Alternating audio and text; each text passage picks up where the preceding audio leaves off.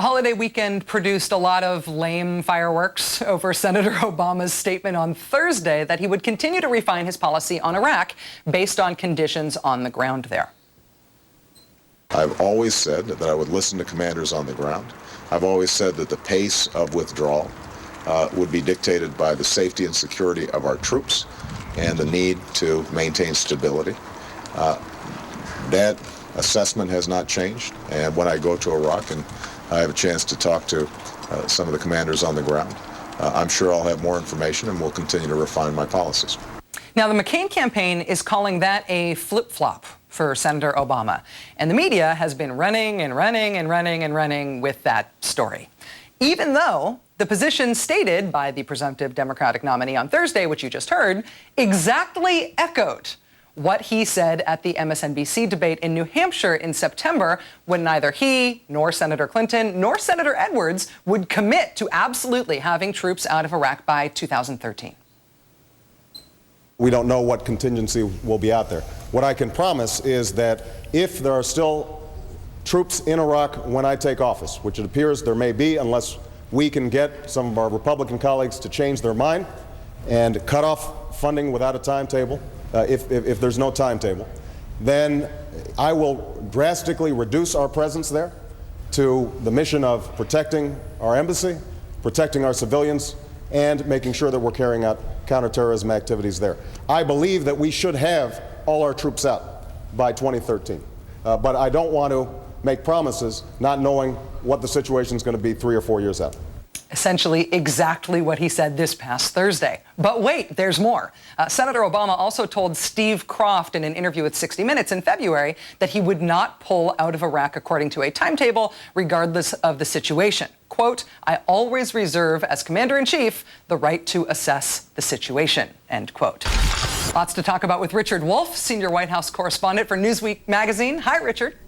Hi, Rachel. You were at Thursday's Obama news conference. You even asked the question about Iraq. So let me ask you now, what is not working here for Senator Obama? Plenty of videotape exists of him being consistent in his statements on Iraq. Then he explains and re-explains those positions and the consistency. But the McCain campaign charges flip-flop, and the news cycle was set for the entire holiday weekend. To borrow from another frequent countdown guest, E.J. Dionne of the Washington Post on this, when a candidate has to call a second news conference to say the same thing he thought he said at the first news conference, does that candidate have a problem?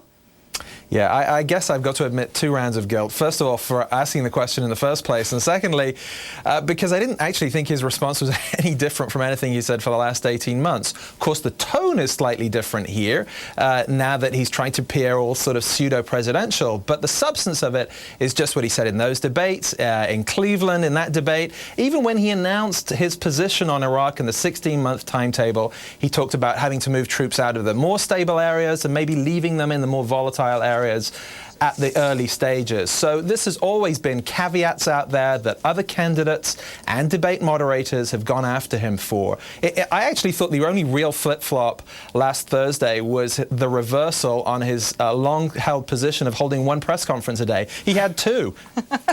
Well, how did he get stuck then with 4 days, essentially, of the flip-flop story? How did he get stuck with that if it wasn't actually a flip-flop, and how does he begin to fix it now? Well, I think there are 2 narratives that are being put out there. One has been propagated by the Republican Party and the McCain campaign, which is essentially to run this as if it's 2004 again. So the flip-flop charge worked in 2004 with John Kerry. It must work again with Barack Obama. That's the thinking. And in fact, we saw this play out in 2006 when Kerry had a botched joke and everyone said, oh, no, it's 2004 again. And times have changed. The politics have changed. So that's one issue. The second thing is that the media has globbed onto a narrative that this is a candidate who's moving to the center, and he certainly has tacked away on his position on FISA, but actually, again, not just on Iraq, but also on things like the death penalty for rapists of children. These are positions he's held all along, but people have tuned them out, whether they didn't hear them in the first place or they chose to set them aside. So, you know, there's a lot of sloppy reporting going on. And the one thing that has surprised me in this whole discussion was Senator Obama saying yesterday that he was surprised by the media response, essentially surprised by the sloppy reporting. Do you think he's making the same mistake that other Democrats have made in giving the mainstream media, at least giving TV, too much credit, assuming that they will do the minimum research, assuming that nuance can and will be processed? Does he need to make it easier for people to process the facts about him? Yeah, I don't even think it's just TV here, but clearly there is a lack of institutional memory, to put it mildly. You've got a number of new reporters coming into the campaign at this point, people who didn't cover him throughout the primaries and maybe have a caricature of what his positions were. And certainly the campaign could be much more aggressive and upfront about restating those positions as opposed to just putting the candidate out there and doing it for himself. Would also help everybody, I guess, just to have a reminder that just because a candidate's opponent says something is true about that candidate doesn't necessarily mean you should lead with it, right? Quite right. Richard Wolff of Newsweek and MSNBC, thank you for joining us. Thanks, Rachel. Barack Obama will deliver his nomination acceptance speech in a huge outdoor venue. If you're the John McCain campaign, what on earth do you plan for your convention to try to follow that?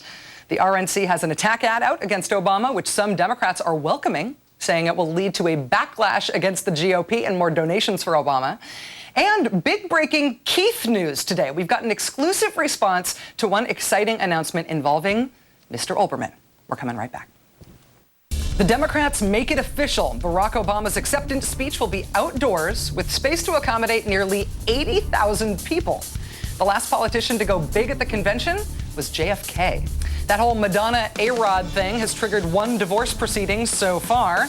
And Pringles. Pringles aren't 100% potato. They're not even 50% potato. They're more non-potato than potato. I love non-potato. Details after the break. We'll do the whole helpful reminder thing again. And did you hear about Senator Obama denying a kid the fist bump? The story is not true. We will show you the video. And irony alert in the war on terror, the interrogation techniques that were never designed to find the truth. And wait until you hear who we are spying on in Iraq.